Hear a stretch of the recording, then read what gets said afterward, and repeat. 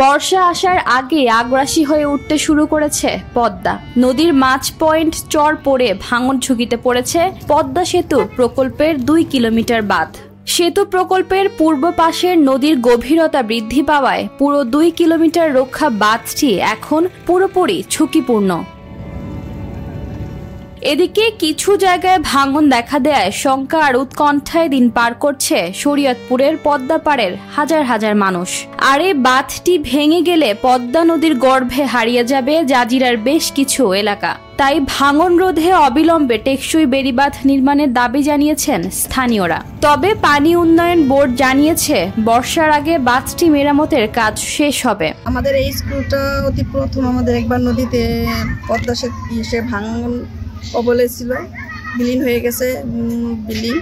এখন আমরা আবার অস্থায়ীভাবে এক জমিনে আছি, কিন্তু এখনও আমরা সেতুর সাইডে, কিন্তু বেড়িবাঁধের কোনো কাজ আমাদের এই স্কুলের এখানে এখনও হয় নাই।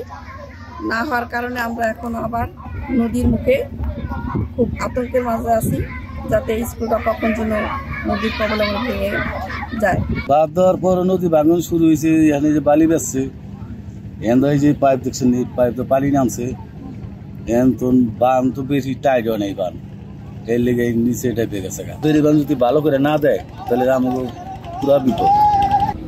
প্রায় 3-4 হাজার বাড়িঘর বিলীন হয়ে যাবে এই বেড়িবাঁধ যদি ভালো করে না দেয়। গত বছর যে 100 মিটার অংশ নদীতে বিলীন হয়েছিল, সেই স্থানে এখন 2,87,00,000 টাকা ব্যয়ে বালু ভর্তি জিও ব্যাগ ও সিসি ব্লক ফেলার কাজ চলছে।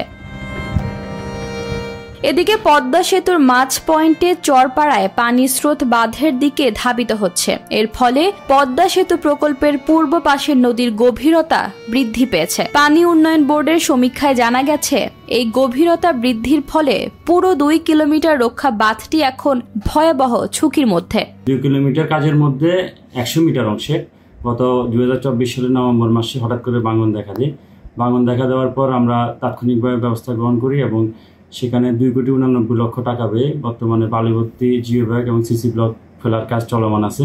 আর এই 2 কিলোমিটার যে নদীটি সংরক্ষণ কাজ, সেটি কর্তৃপক্ষ কর্তৃক বাস্তবায়ন করা হয়েছিল। এটা শক্তিশালীকরণের জন্য আমাদের যে বর্তমান ওখানে যে একটা প্রকল্প চলমান আছে, সেই প্রকল্পে অন্তর্ভুক্ত করার আমাদের চিন্তাভাবনা আছে।